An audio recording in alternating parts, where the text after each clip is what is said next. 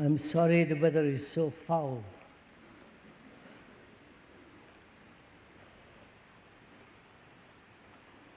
The cause of it apparently is St. Helens eruption volcano in Northern California, but I doubt it.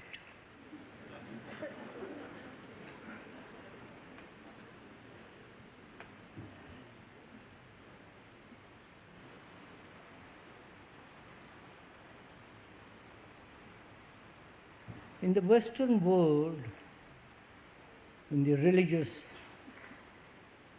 community of the West, doubt has been discouraged, forbidden. If you doubted the whole structure of the religious institutions, then you are either called a heretic, tortured, excommunicated, burnt, and so on. In the Eastern world, doubt was encouraged. Doubt your experiences. Doubt your illusions. Doubt the very structure of your thinking. Doubt your beliefs, so that the mind became free of all self-imposed or imposed illusions. And here, in the West, apparently, illusions of many kinds exist, especially in the religious world, not in the technological world of business or engineering. There you question, you have acquired knowledge by questioning and by doubting, gradually built up enormous amount of knowledge about engineering, biology, and so on, physics. But in the religious world, doubt is a very dangerous thing. If you doubted the whole Christian structure, you would pull down the nature of the church.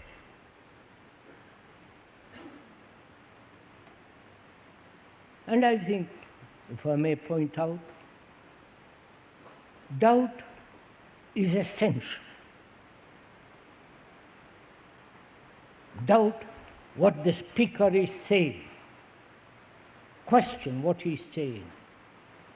Inquire, never accepting either the speaker's words or thoughts or feelings or your own interpretation of what he's saying, so that your mind, your brain is active. It is not just accepting. If you question your gurus, if you have any, I hope you haven't, if you question your gurus, their self-styled illumination, their idea that they are great Buddhas and all the rest of that, and there are people like that in the East, assuming all kinds of positions, beliefs, and if you question them, and they don't like to be questioned, because they say, you know nothing, we know. Don't question. But if you question, go penetrate into their inner heart, into their deep minds, then you are inquiring into your own minds. Then you're questioning your own concepts, your own values, your own ideals. So the mind is always actively observing, inquiring, and therefore digging very, very, very, very deeply. And if you do not mind, if I may ask, please doubt. Please have a mind that is questioning, never accepting either your own experience or the experience of another. Well, we're going to inquire, observe into the whole nature of man. The psychologists and the psychotherapists and all the philosophers, both the religious theologians and the communist theorists,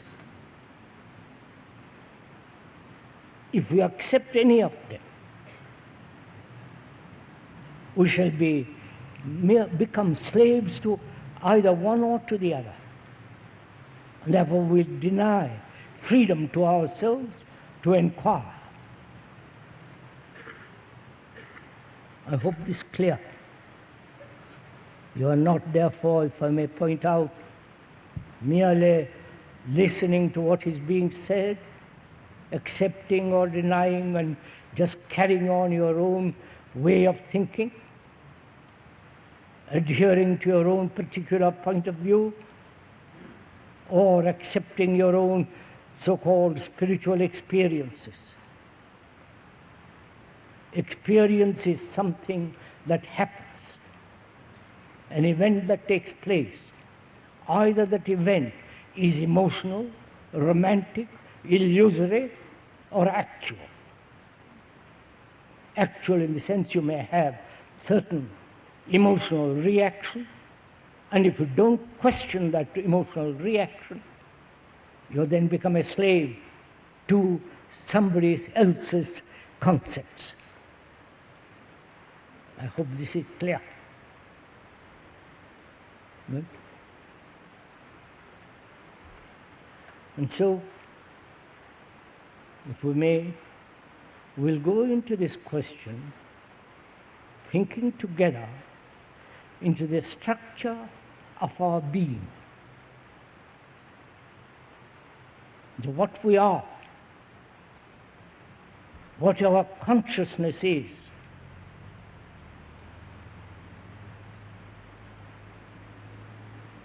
We mean by that word conscious, your attitudes, your opinions, your judgments, your prejudices, your ideals, your fears, pleasures, the whole content of your existence, your suppositions, your illusions, your ideas, and so all that is our consciousness. Right? That you may invent a superconsciousness, but is still part of the thought which has invented the super. Right? And there have been volumes written on about consciousness and superconsciousness and so on. But it's still the movement of thought and the things that thought has put together. So we are going to inquire, if we may, into all that.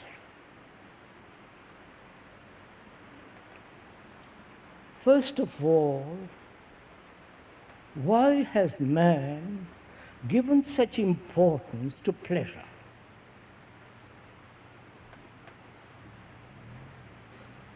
Please, we are thinking together. There is no question of doubting here. We are thinking.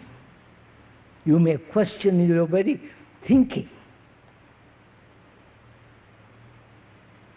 But if you question your very thinking, then you have to inquire into the nature of thought, which we have gone into, nature of memory, knowledge, experience. Why man throughout the world has given this extraordinary importance to pleasure? Why? Please, we are thinking together. Why have you or another given this sense of continued pursuing everlastingly this pleasure? Pleasure not only sexual, with all its images, past incidents, gathered in his memory, the image making and pursuing that image. And the pleasure of possession.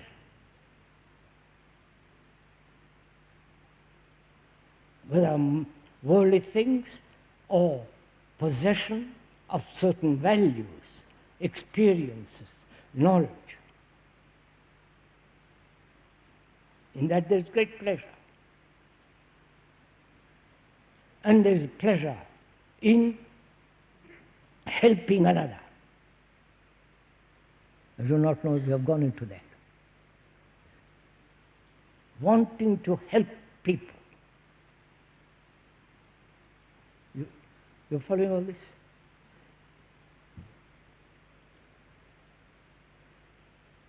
And the pleasure of power, both physical and psychological.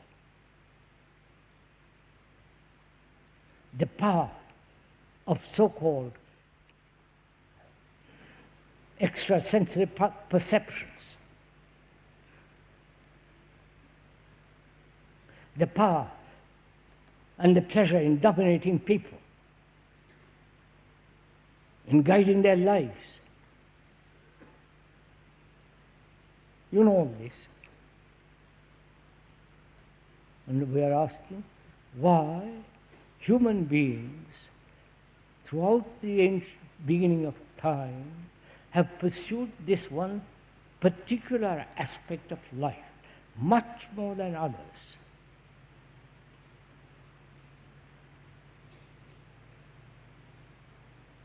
Pleasure of search and finding, pleasure of seeking God, whatever that quotes, pleasure of having tremendous control over one's body or the mind, a constant restraint.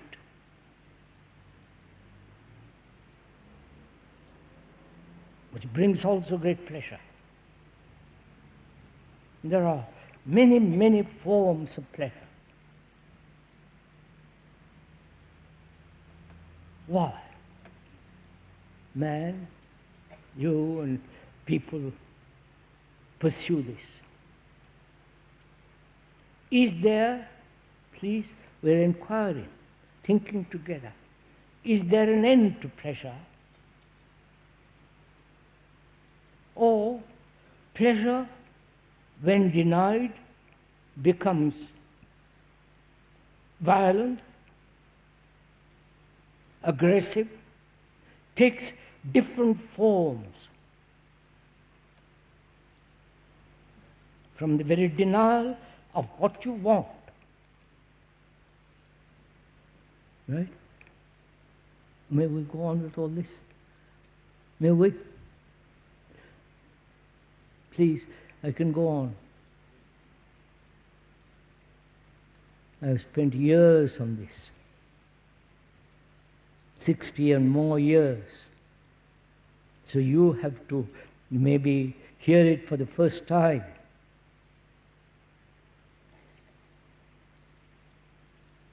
But you're also inquiring with the speaker,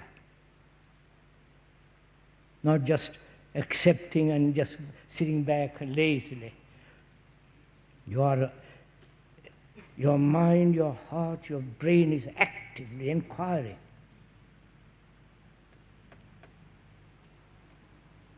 What is the relationship between pleasure and desire?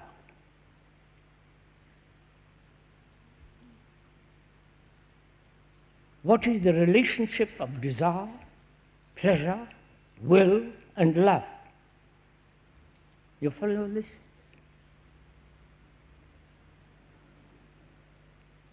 Is love pleasure? Is love desire? Or is love something totally different?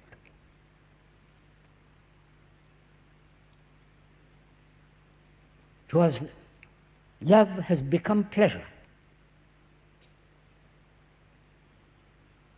Sexually and in many, many different ways.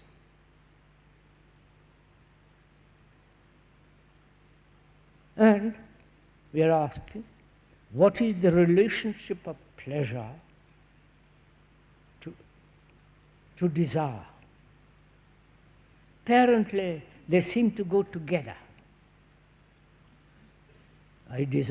One desires a house, and the possession of a house, a woman, a man, title, knowledge, status, power, the desire. You follow this? Apparently, there is a relationship between the two, which is desire as will and the action of will in the pursuit of pleasure. Am I going all right?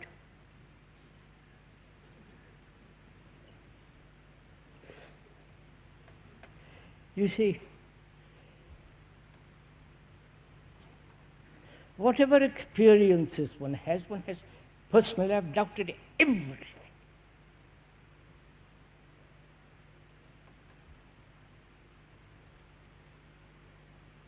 Possession, money, I haven't got it, fortunately. Nor any status, and I haven't got any.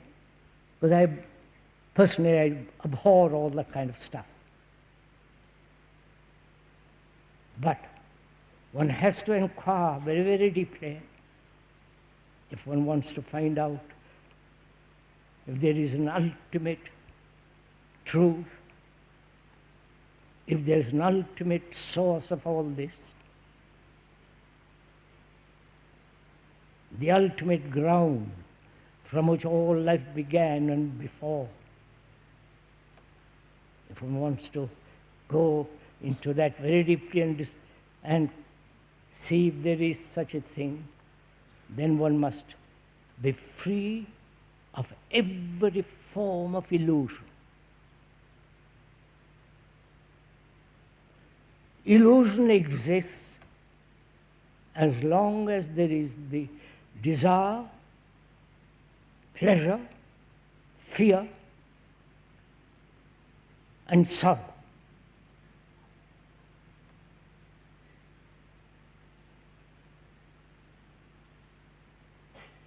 Right?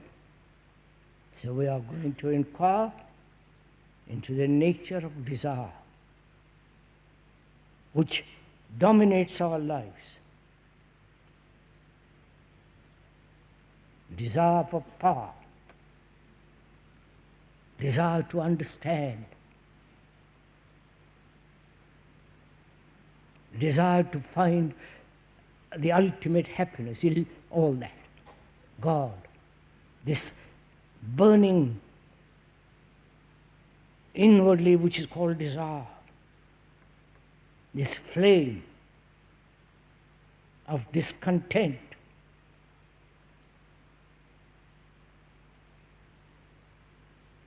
And as long as that discontent is not understood, has not been unraveled, broken down so as to discover what lies behind discontent and desire, we must inevitably create illusions. Illusions in our relationship with each other, illusions with regard to what is truth,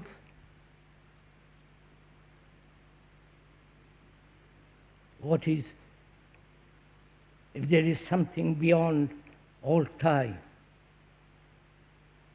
So I hope we are going together in this. All right, sir?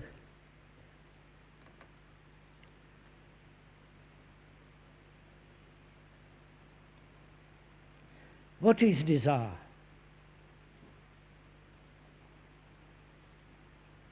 Why human beings have not been able to resolve that problem of constantly desiring.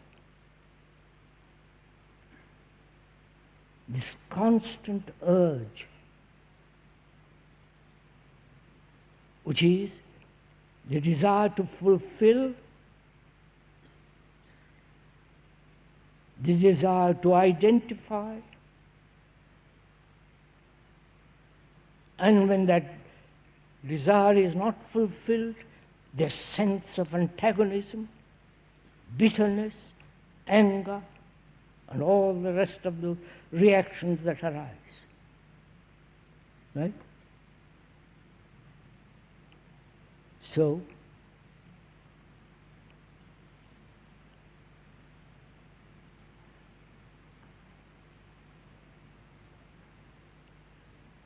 without suppressing, without making, without identifying with something greater, you understand? Which the monks all over the world do. Right?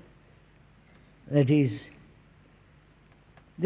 all the monks throughout the world have desire like every other human being. But the monks identify either themselves with Jesus, with Krishna or Buddha or whatever it is, and that desire is focused on a symbol, an idea, a concept. But it is still desire.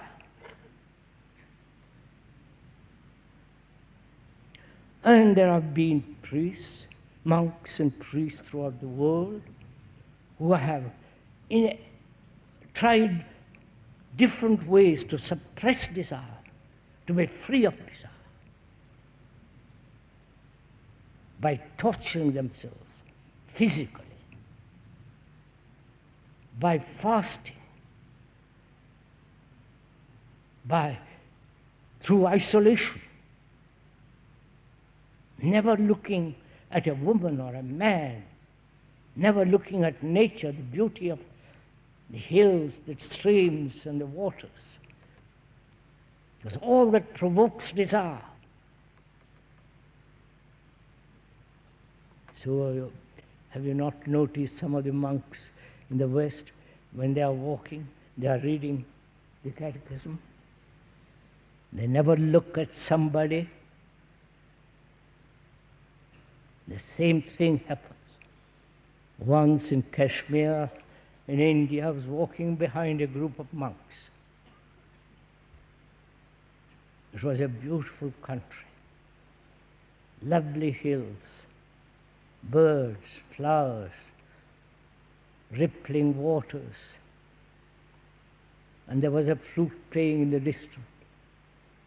And these monks were only concentrated in repeating some mantra, because the moment they released from that particular point, desire might arise. You follow? So, without suppressing, without evading, without any sense of direction, without motive, which is direction, let us go together to find out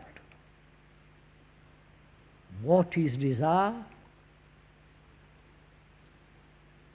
and its relationship to pleasure and the action born of will, right?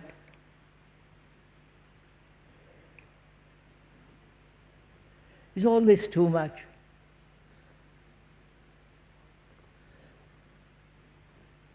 Because our life is concerned with all this. We're not talking about anything ideological outside of life. We're talking about life itself, our living, our daily, torturous, boring, lonely, desperate life.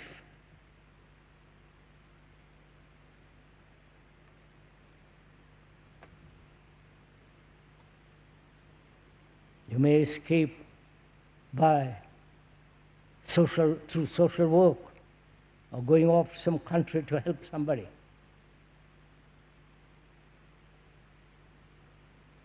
But we have to understand ourselves first before we can help another. That's why I don't want to help you in any way. Because you have to find out for yourself.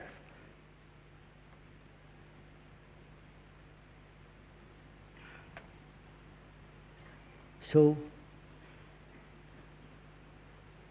desire, will, pleasure, and action.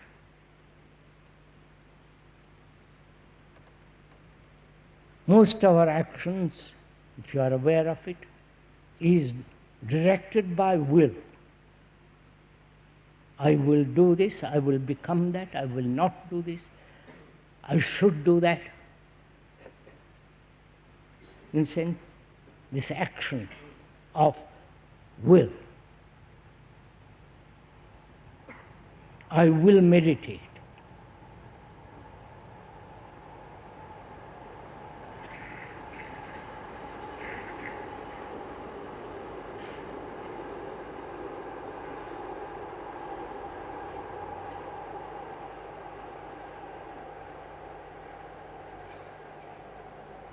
I will follow that person, not another. This will is part of our violence.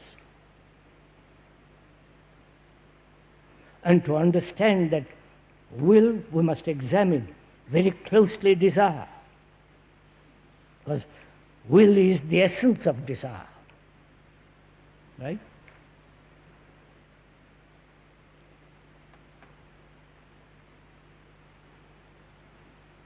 What is desire?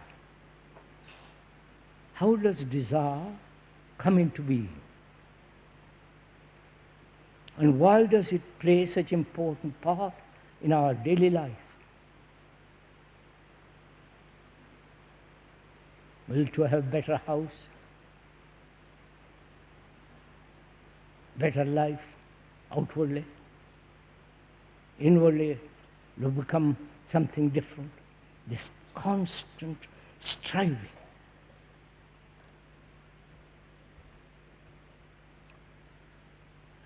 So let us go into it carefully. Perhaps some of you may have heard of speaker explaining desire, but forget it. Forget what you have read, what he has explained yesterday or 2 years ago or last year, and begin as though you knew nothing, right? Then it's fun. At least for me it is like that. If I kept on repeating what I 10 years ago, it would be terribly boring. So, What is desire? Is there beauty in it?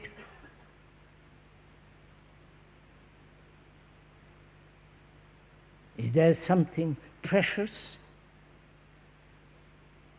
Something that the mind clings to as enriching, giving meaning to life, helping the mind and the heart to flower? Not to become, to flower. You understand? I wonder if you understand that. There is a difference between the beauty of flowering and the striving to become something. You understand? Is there beauty in desire? Or is it always connected with striving, discontent, bitterness, anxiety?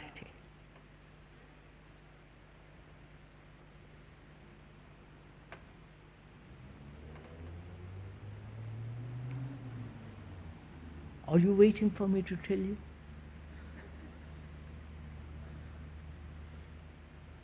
Or are we working together? You understand? You understand the difference? Either you are waiting for the speaker to explain, and therefore receiving,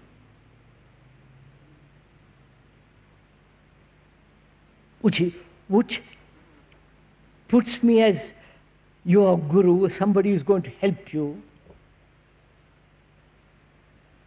which is not the speaker's intent at all. But if we are thinking, working together, moving together, walking together, then there is no teacher and the taught. You understand? Then there is only a movement which is called learning. Learning, as we know now, is accumulating infinite knowledge and acting from that knowledge. That's what we call learning. Reading books, attending school, college, universities, if you are lucky, or going out, acting, and through action learn. You understand the difference? Both are the same. You follow this? Go to school, college, university, study, accumulate information, knowledge, and with that knowledge, enter life as a lawyer, businessman, as a cook, as a carpenter, engineer, scientist, physicist, and so on.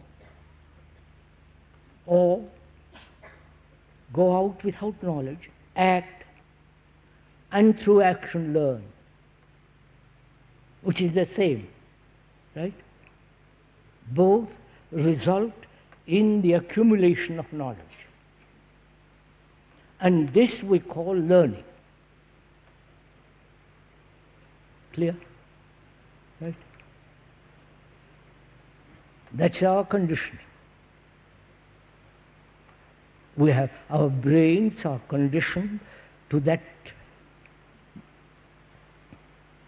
accumulation of knowledge and action. Now we are proposing something entirely different. There is a totally different kind of learning. Learning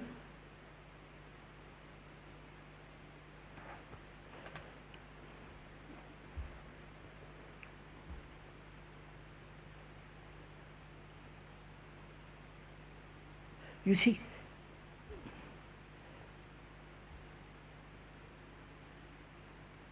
Your minds are never still, are they? May one ask? Occasionally. They're never still. Still in the sense to observe so completely. Not only the skies, the heavens, and the beauty of the earth, but also to observe silently, without any movement of thought, the whole structure of your own mind, your own being. Then when you so observe, without any motive, without any direction, without any desire, then that very observation is an insight which is not accumulation of knowledge, but learning to act immediately that which you have observed, from that which you have observed. Am I making something clear of this? No.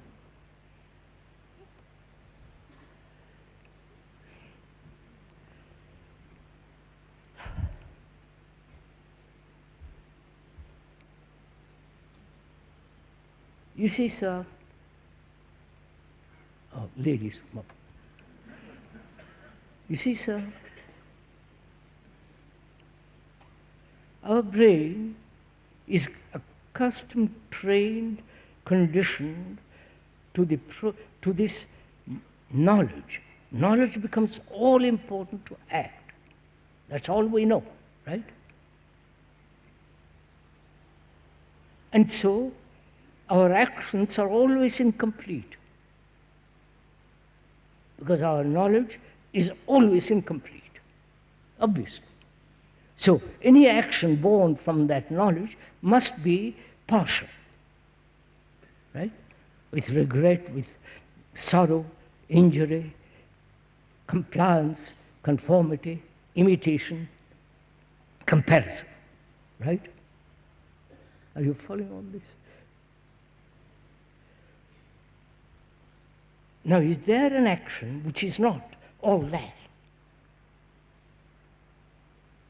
An action which is not born out of remembrance? Are you? Can I go on, sir? That's what we are asking. I say there is. The speaker says there is. That action is the the immediate perception and acting. Be very careful here, because most of us think we can act immediately without. I'm lost. I must go very carefully into this.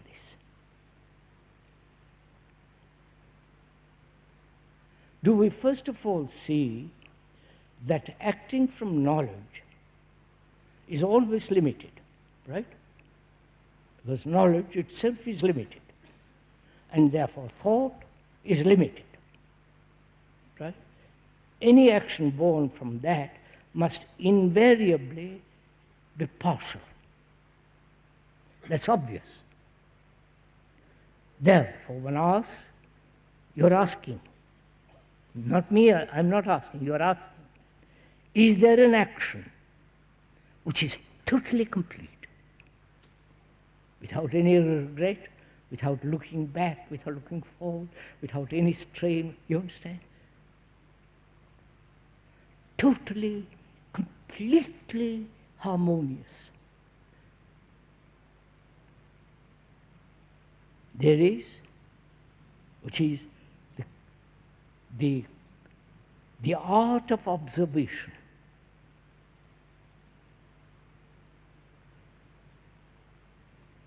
The art of seeing,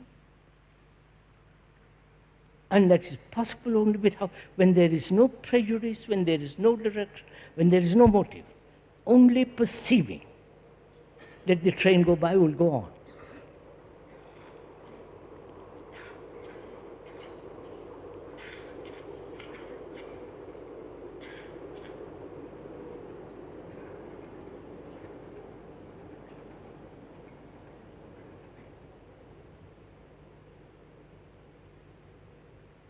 can one be free of motive to observe, free of directing observation, but just to observe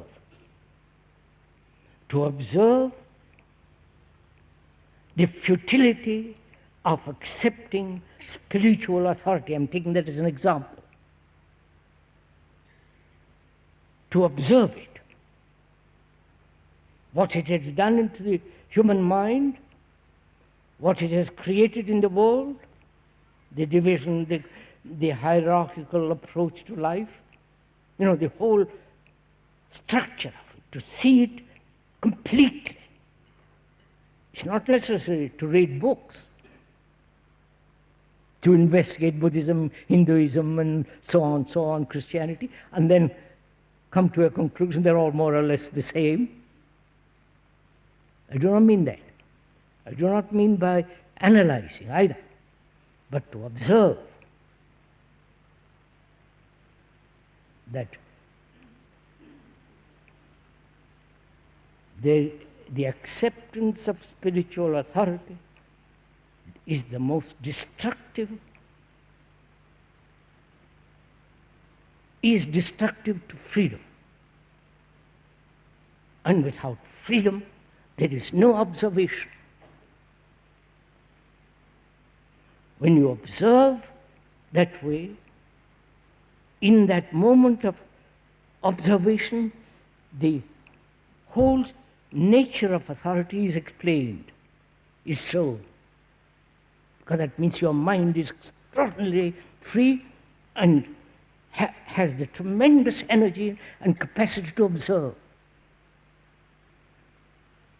And in that observation, there is freedom from authority, which is insight. And that insight is intelligence, which is the essence of learning. Got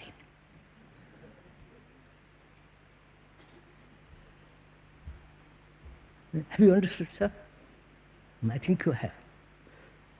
At least some of you. So, now we are going to do exactly the same thing with regard to desire.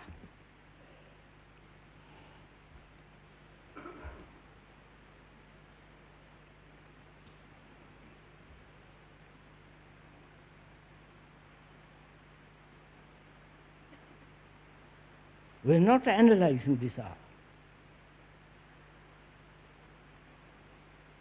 We are observing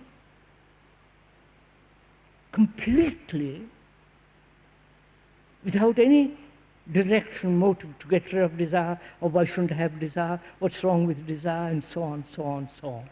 Just to purely observe the movement of desire. Right?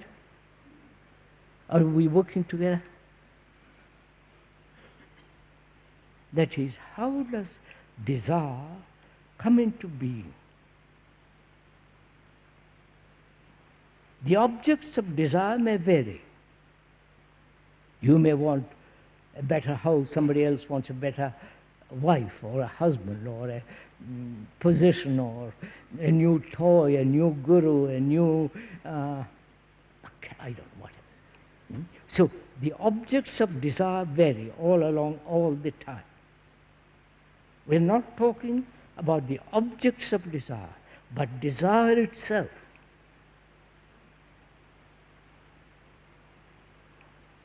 We are observing. And therefore we are not telling what desire is, but that observation of desire is telling us its movement. You got it? You understand, sir? Right? Are we together in this? All right, doesn't matter. Let me go.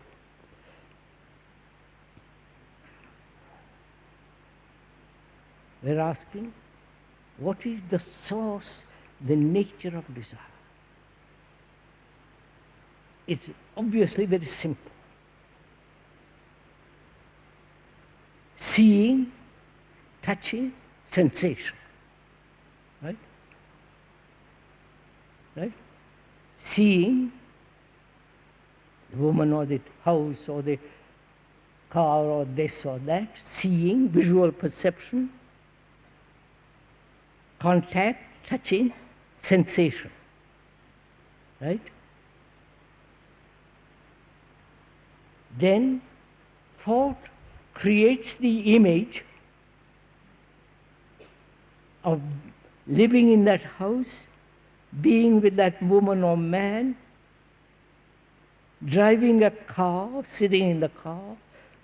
Then desire begins.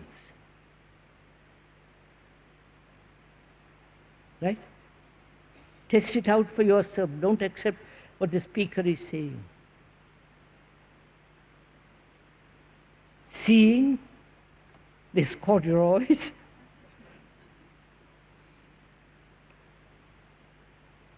touching it, the sensation out of it. Then desire and thought says, how nice, what a nice color that is. I wish I had those.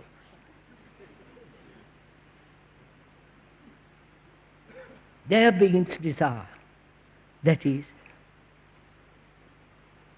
where there is sensation, the operation of the senses, then thought creates the image, and at that moment, desire is born. Is this clear? It's not my explanation. Say it for yourself. So obvious.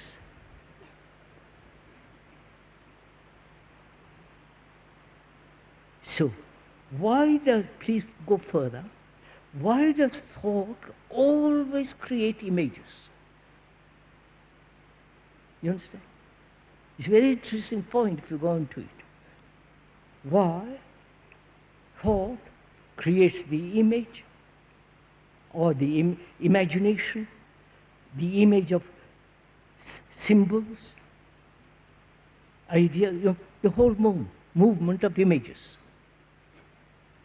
The image that thought creates between two people, however intimate they are, between a man and a woman. The constant building and adding to the image. So the question is, why thought is always moving in the direction, in the process of constructing images? I see that blue shirt, one sees that blue shirt or robe, whatever it is, in the window. It's a nice color, well cut, well made. There, up to that point, is all right. Right? Then thought says, I wish I had that shirt. It looks rather nice on me. And in the pursuit of that, acquiring the shirt and the pleasure of having it. You're following all this? This is very simple if you break it up. Now the question is, this is where comes learning. Not accumulating, but learning, which is seeing, contact, sensation. Then thought not entering into that. You follow what I'm saying? No. I'll explain. It is natural, sensible, sensitive. The reactions are alive, seeing something beautiful, touching it, the sensation.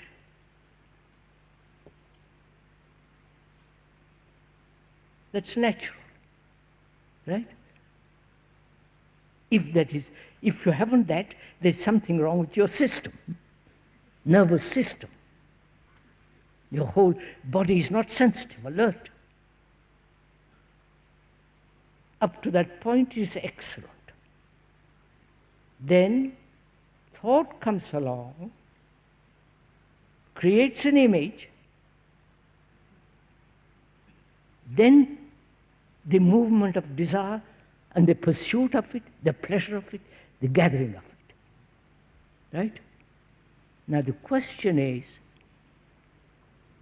why does thought create the image, and can thought, which is also sensation, realize that when this movement takes place, which is desire, conflict begins?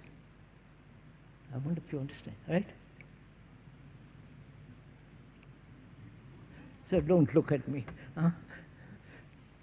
It's not worth it. But find out for yourself. Because, you see, it means never allowing thought to, no, not never allowing, thought realizing the nature of the image. Why it is creating the image? Thought itself realizing that. Then desire becomes something totally different. You understand what I'm saying? Then there is no conflict in desire. Do you see this?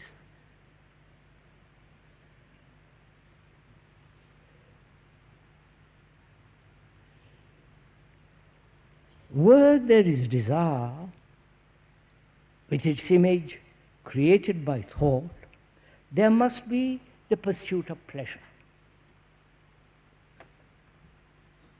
Right?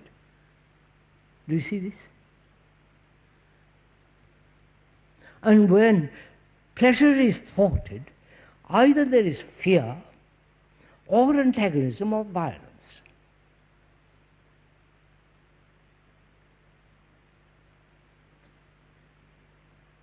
That is the root of violence.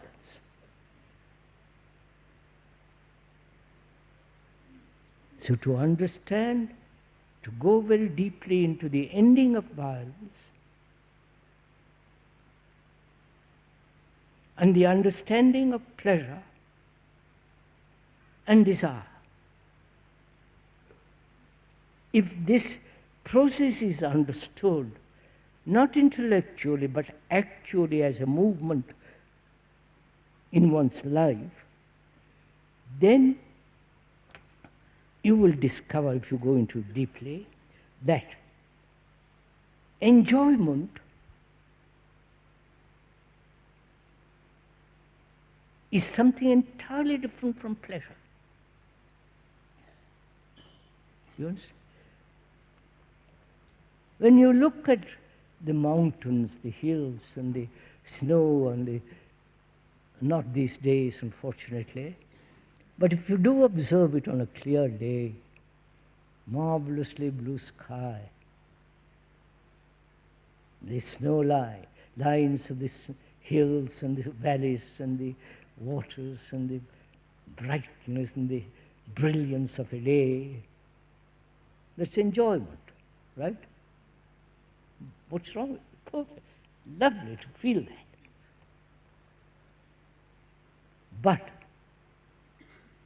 thought says, I hope I shall have it when I come back next day. You follow? The remembrance of that, the perception of that sense of enjoyment becomes a memory. Then that memory becomes the pleasure, because it's created an image of that excellent morning, and the pursuit of that excellent morning as a remembrance. Right? I wonder if you see all this. So The question then is, to pursue it further, that beauty of a morning, why should it be registered at all? You understand my question? There's enjoyment of that morning. The stillness, the quietness, every leaf is alive and the trees are moving, and the sense of extraordinary sense of beauty of the morning. It has happened, finished. But the brain has registered it as a memory, right? And then thought says, I must come, I hope I'll have the same thing, feeling the excitement and the beauty of it the next morning. You've understood up to that point, right? We are asking, why should the brain register that event? It's finished.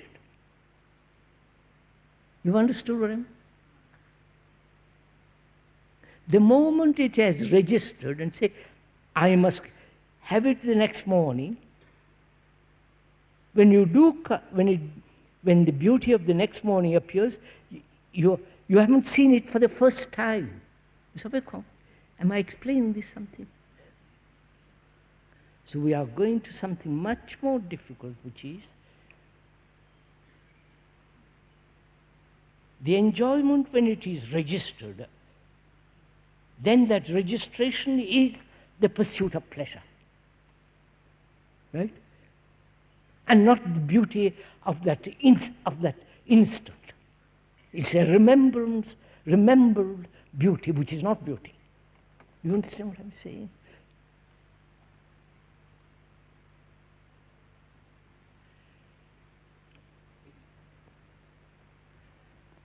So, pleasure invariably goes with fear, right? No?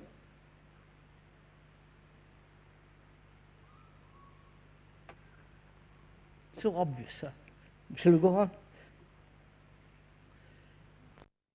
Fear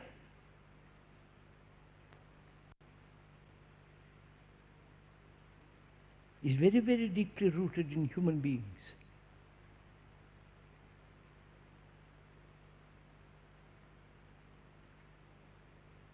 And where there is fear, there is darkness, right? You understand this?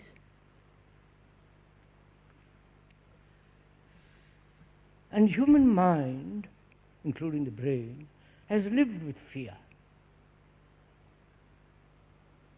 Fear of loneliness, fear of not being successful, fear of losing, fear of not having security, fear of love,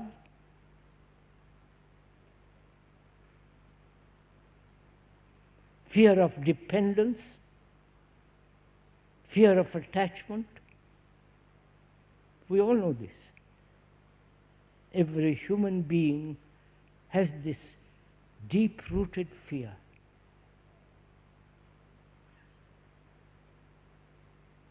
And the mind has lived with it. We accept it, as we accept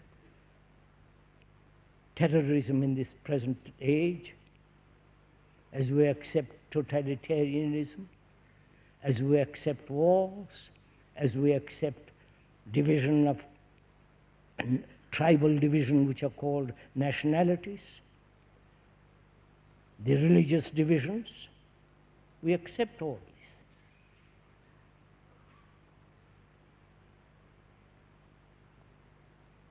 Because we daren't question anything. And if we do question, there is fear.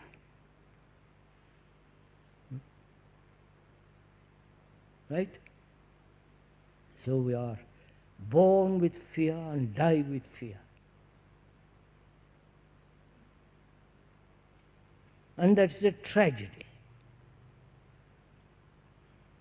And we never asked ourselves whether fear can end completely. Like pain, like a disease. We know what to do with a disease unless it's incurable. But we have never said, asked or demanded, inquired whether fear can end completely, totally.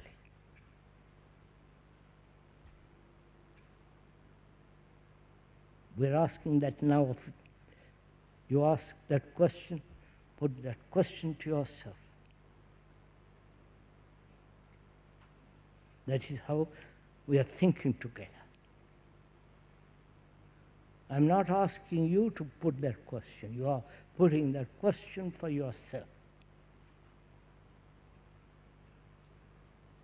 Fear.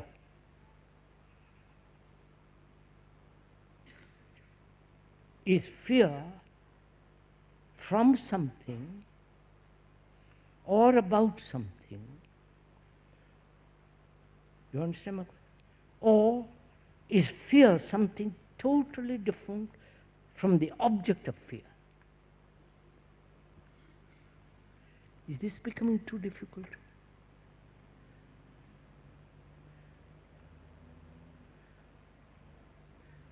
You understand, sir? I'm afraid, one is afraid of darkness, afraid of losing one's job, afraid of one's wife running away, or husband chasing another woman, or afraid of being alone by yourself, alone.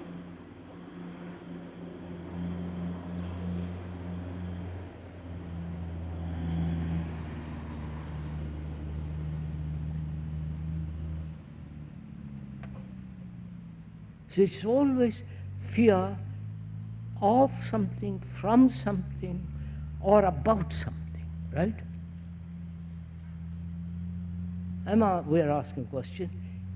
Is there a fear in itself, per se? Or is always about, from, to something? You understand? Please ask these questions.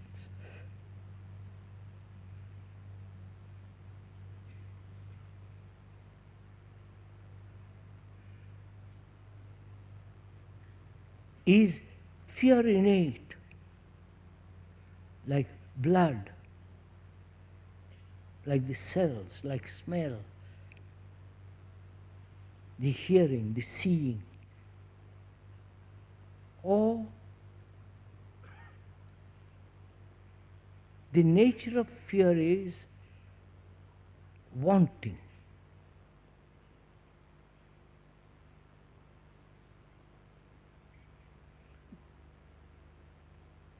Wanting security, wanting to run away from loneliness, wanting to be something. You understand? I wonder if you're meeting, are we going together?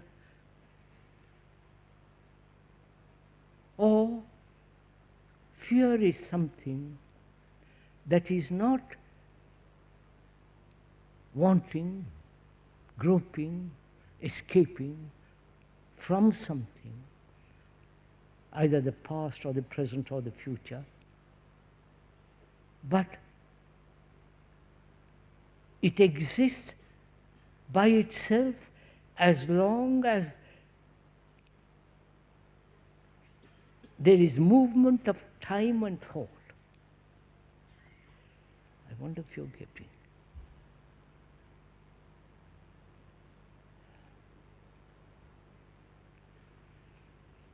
So, say one is afraid of loneliness. Most of us probably know that. Or losing a job, or losing something. The loneliness. If you are married, if you have children, as long as they are together, you never think about loneliness. It never is there. But as you grow older, your children have gone and all the rest of it, you suddenly find yourself old, lonely, unhappy.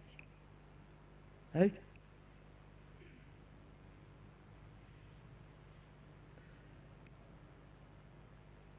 And that breeds fear. Right? As one is afraid of death, something that will happen in the future. Not immediately, because you're all sitting here, and as the tent collapses. So there is the avoidance of death, which is perhaps at the end of some years, which is time, right? Right? And the thought that I might die. So is fear the result of time, you understand? Or of thought? Or time and thought are the same?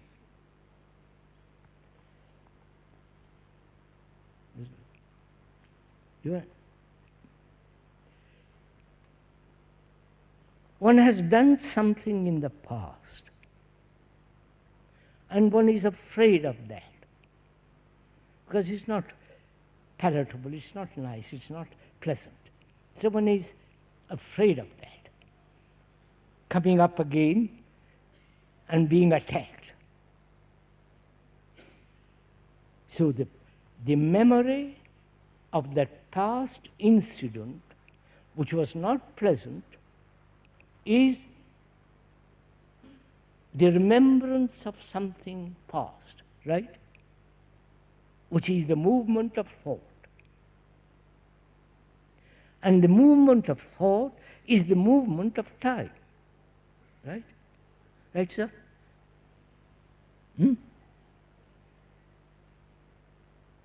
So is fear the movement of thought and time? I wonder if you understand. If I am to die now, immediately there is no fear, right? It's finished. But I want to live another 10 years or another 5 years, and I hope nothing will happen in between that time, right?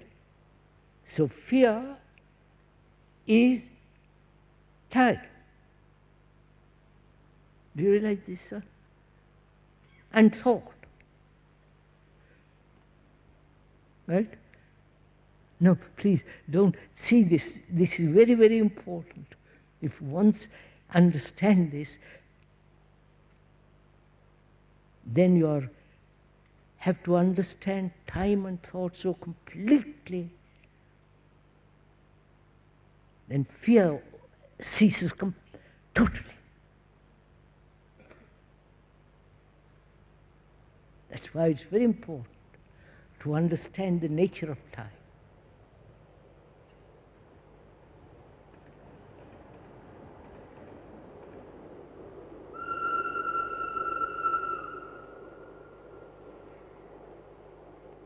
The train that whistle is telling us to stop.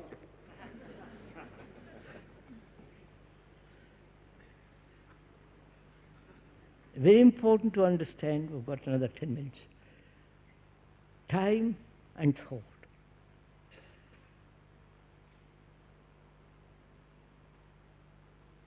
What is time? Apart from the yesterday, today, and tomorrow, apart from time is necessary as a means of learning language, subject, and so on, time, a distance to cover between here and Lausanne, that is necessary. Time is necessary. to cover the distance. Time as sunrise, sunset, and the darkness, evening. That's a fact. Now, is there time apart from that?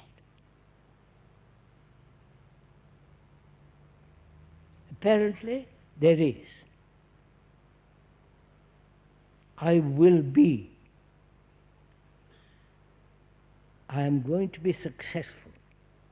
I am not now, but I will be. I am angry. Give me time and get over it. So there is physical time and psychological time, right? And I am questioning, doubting whether there is psychological time at all.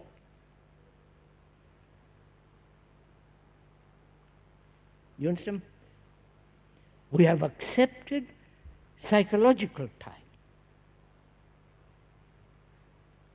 I will become.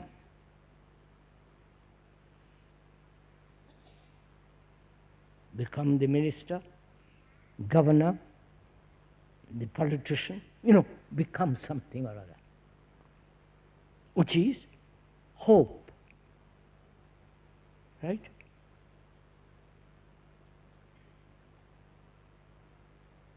So we are questioning whether there is psychological time at all. We have accepted psychological time, which may be an illusion.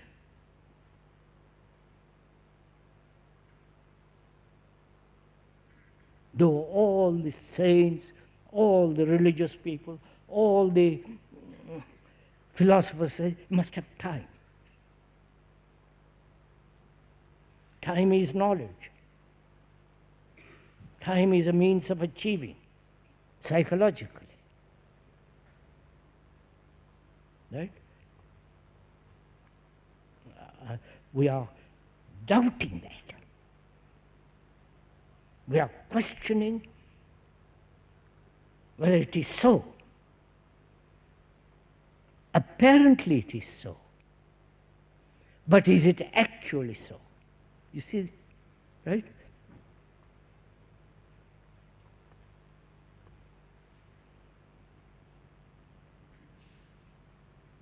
That is, I am not and I will be, right? This movement from what is to what should be, that is psychological time.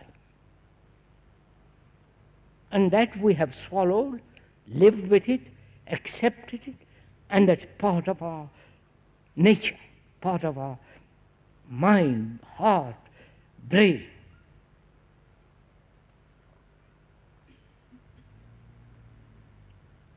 I question it, I don't accept it.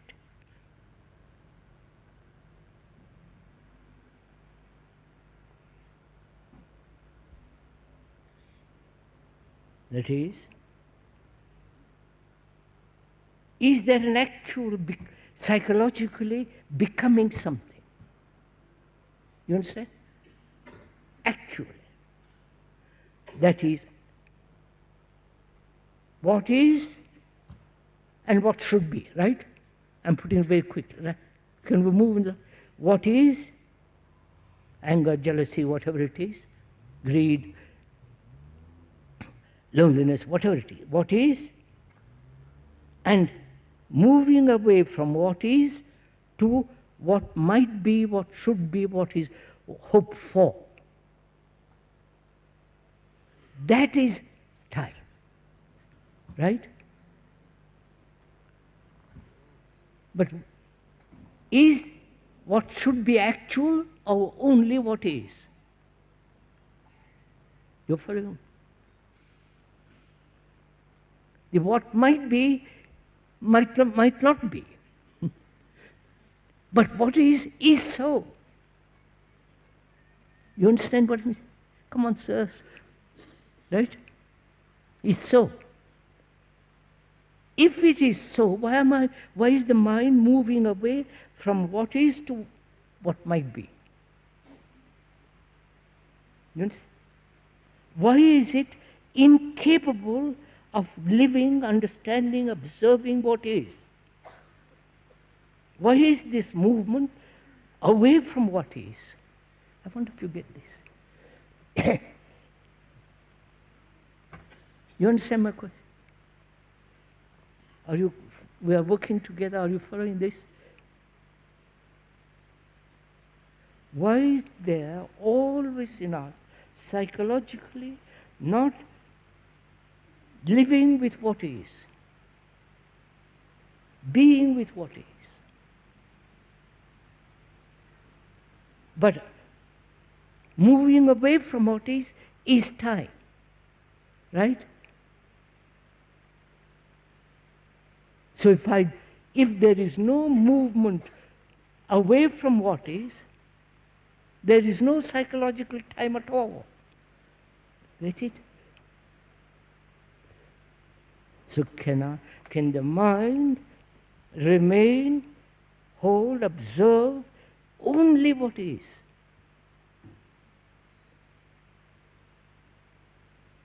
And not move away in any direction, horizontally, vertically, and so on. But purely observe what is. In that observation, there is no time at all.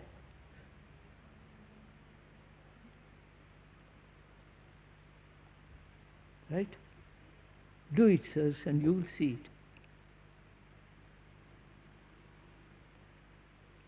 That is psychological time, which we have accepted. And if we go into it very carefully, without any reaction, without any motive, you will see what is of the greatest importance is not what should be, but what is.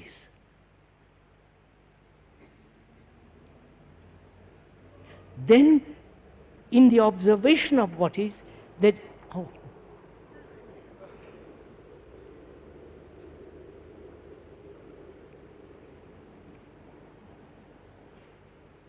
then in the observation of what is, there is the withering of what is.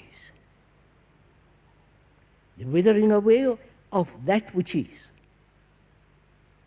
Because when you move away from it, the what is still remains. The moving away from it is wastage of energy. Whereas observation is total attention of what is, which is the observation of complete energy. Where there is complete energy, there is complete attention, and where there is inattention, there is the movement away from what is. Have you got this? I don't know what I've said just now. You understand, sir? That is, this great fun.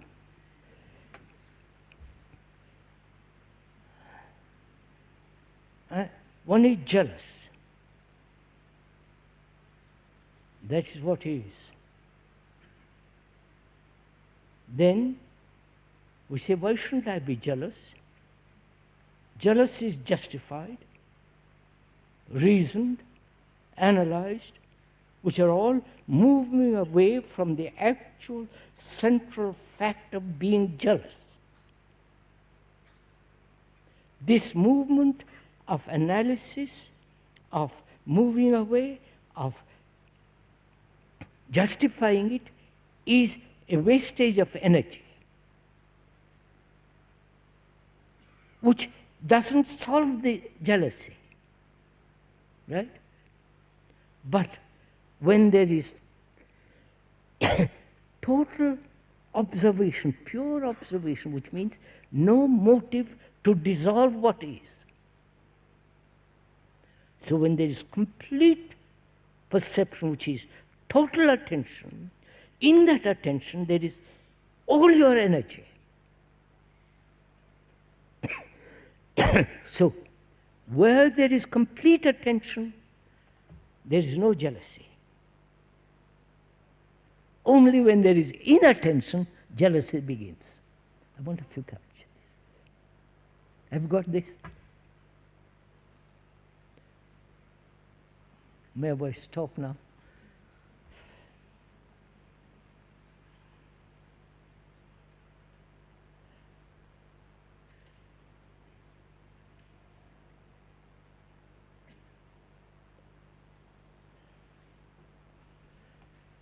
We all go together.